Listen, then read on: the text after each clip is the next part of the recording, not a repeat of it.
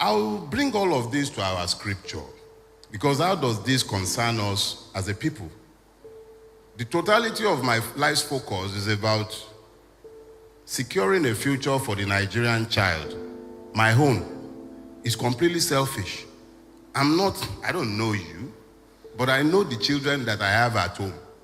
I know all the other children that are connected to me in one way or the other, and I look at that future and I am scared.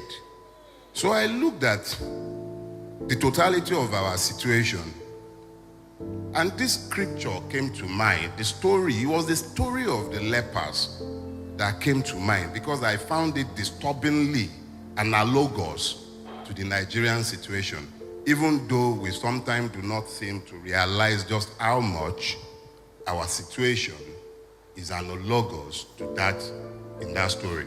We are the lepers. Let me let that sink in. We are the lepers in that story. If you notice, I didn't say I am. I didn't say you are. I said we are the lepers. Nobody is born leprous. Leprosy is acquired after birth. I know you all tell yourself one very common lie. The commonest lie in Nigeria is your claim to citizenship. You tell yourselves that you are citizens, but it is a lie. It is only those who enjoy the immunity of impunity that are capable of enjoying Nigeria. If you do not have impunity, the capacity to live above the ambit of the law, you are a leper. Lepers were taken before the court in Abuja. Just, I think, a couple of days ago. Or was that yesterday? No, it was on Friday. They took lepers to a court in Abuja. And you know by law, if you go to the book of Leviticus, lepers are treated as being separate. Because if they were not separate, they should have equal access to justice. And I am sure that nobody should be required to tell a judge who is sworn to protect the weak that those are citizens, if they were citizens. Once upon a time, there was the delusion of citizenship in Nigeria. And that was before the leprosy of immunity or impunity meant that those who should be above the law are within the city gates. They are out, they are inside the city limits. Inside, they are in the city. The lepers, they were at the gate. Those are the ones excluded by society. And if you thought that was all, I'll remind you that those who were killed at Lekki Toll Gate, they were also lepers. That is why the society has continued to pretend that they did not exist, in spite of a judicial pronouncement of a massacre. So, lepers. The theme of leprosy, I know it might sound shocking to you, but the reality is that what makes the Nigerian a leper is the fact that he is excluded. The only thing that includes everybody is the rule of law. When the law does not rule, when you have exceptions, those exceptions can only be explained by something. Okay. If we ask ourselves, exactly what is the effect of leprosy? One of the first things that you notice with leprosy is that the leper's digits begins to fall off. So his capacities becomes limited.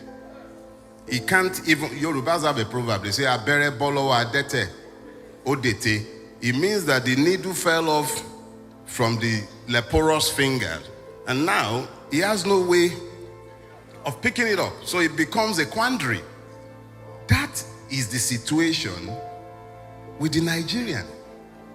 You go abroad, you are separated. They separate you at airports. Within Nigeria, the policeman looks at you like our dishonorable Mascot. He looked at a boat driver. The average boat driver in Nigeria is a university graduate. 90% of the boat and Uber drivers in Nigeria, if not more, are university graduates or dropouts who could no longer afford to go to school because the system simply failed them. And then a person who says that he's a sworn representative. And you know the beauty of that situation? For a long time, lepers have had difficulties in identifying themselves in Nigeria. You have the lepers of Yoruba Ronu, who thinks is different from the lepers of Biafra. And then you have the lepers of Katsina, the Fulani peasant, who you will blame for all the woes of the South. So the lepers have had difficulties identifying themselves, and they have been busy fighting in the army of their enslavers. Now, Mascot, who assaulted the boat driver, is Igbo. In the hierarchy of Nigerian impunity, the Igbo man is the lowest in that hierarchy, unfortunately so. But that is the reality. If that guy, Mascot, if he was an Hausa or a Fulani man, we would not be united in condemnation of his evil. We would have been distracted by his ethnicity or religiosity, and we would have been debating that. If the king of Nigeria, who is sat within the city limit in Aso Rock, were to be a man from the Delta, when they brought the lepers to court in Abuja on Friday, Arewa would have gone crazy. But we have Muslim. Nobody can preach about it, and everybody is suddenly silent.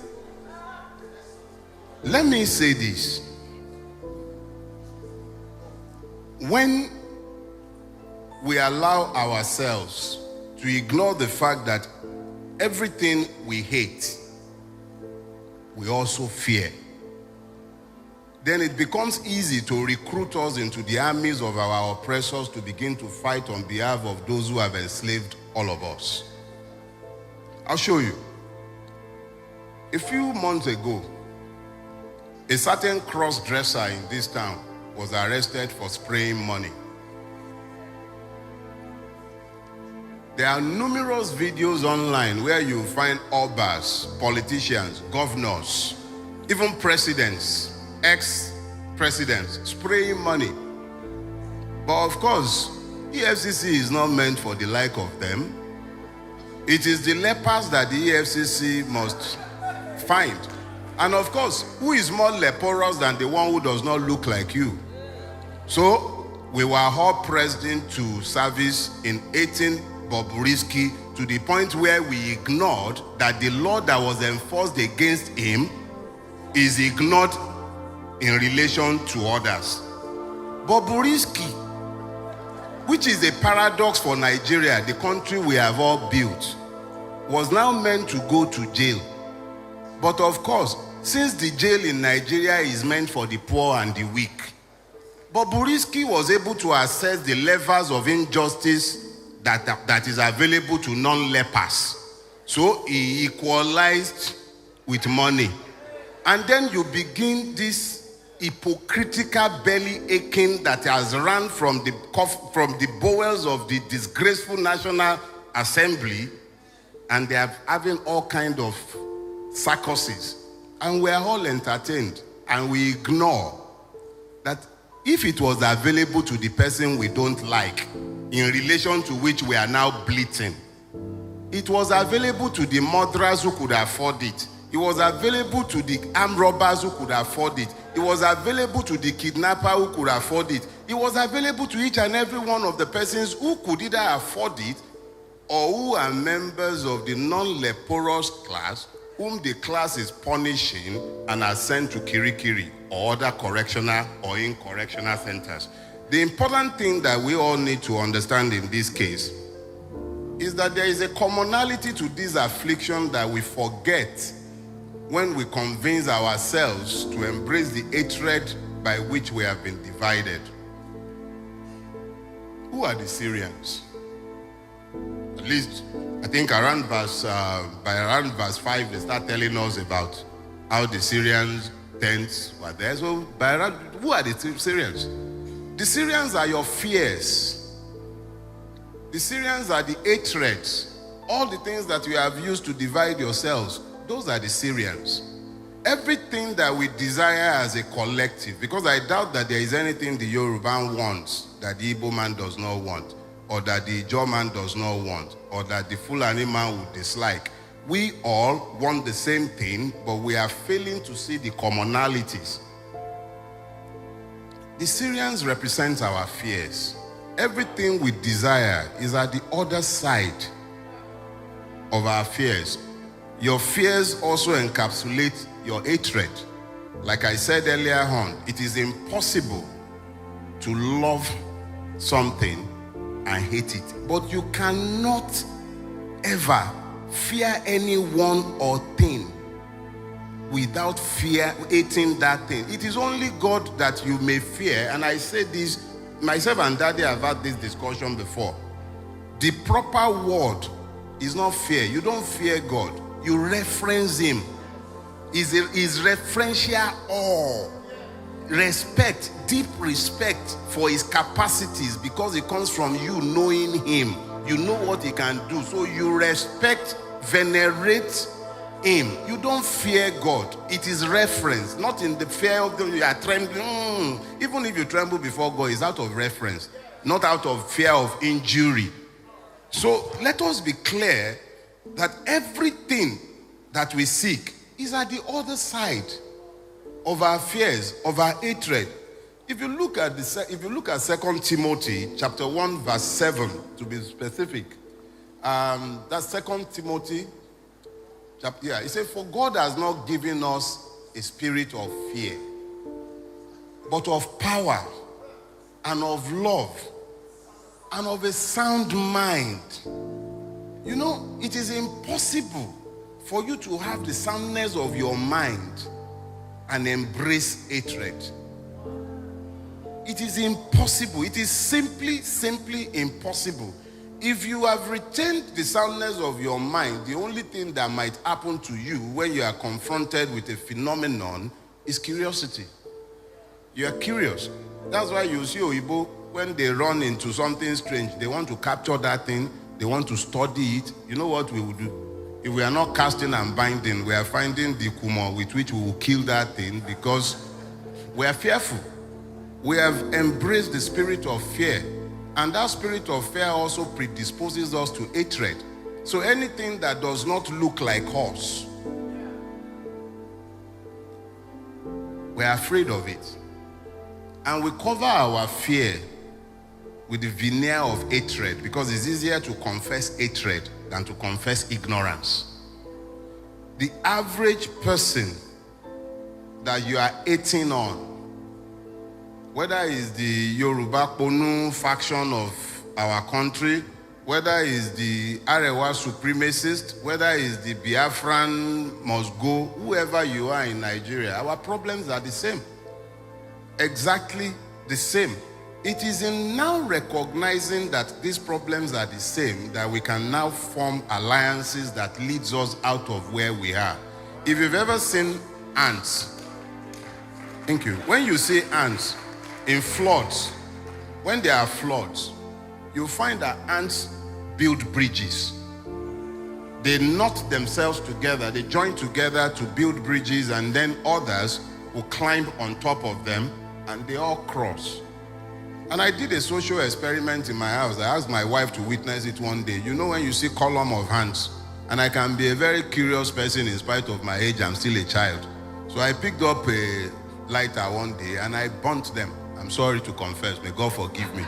So And then I came back later on and I discovered that I couldn't find a single one. I was curious. I told my wife. So I did it a second time. I'm very curious. And then this time around, I saw that it was the hands themselves that were coming back to pick their dead. If you don't believe me, try it on your own. But even more curiously, this morning, a friend sent me a scientific fact. Something said by Sir David Attenborough, and I want to share it with you so that I'll further explain this theme of finding common purpose. Sir David Attenborough said this. He said, biologists say that trees are social beings.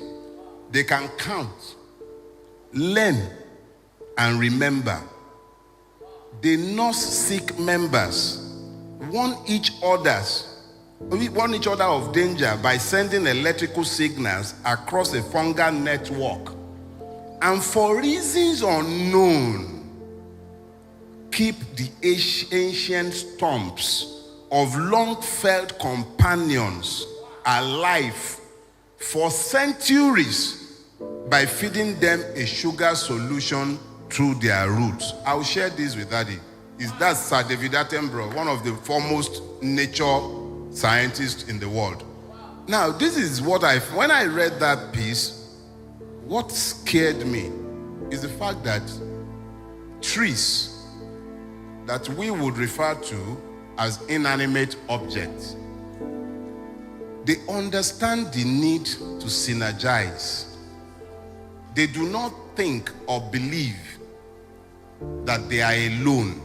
They understand the need for everybody to work together as a collective.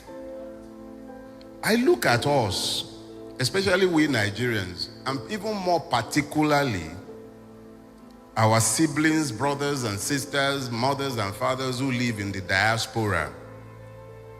I sometimes hear them complaining about the racism in the countries in which they reside.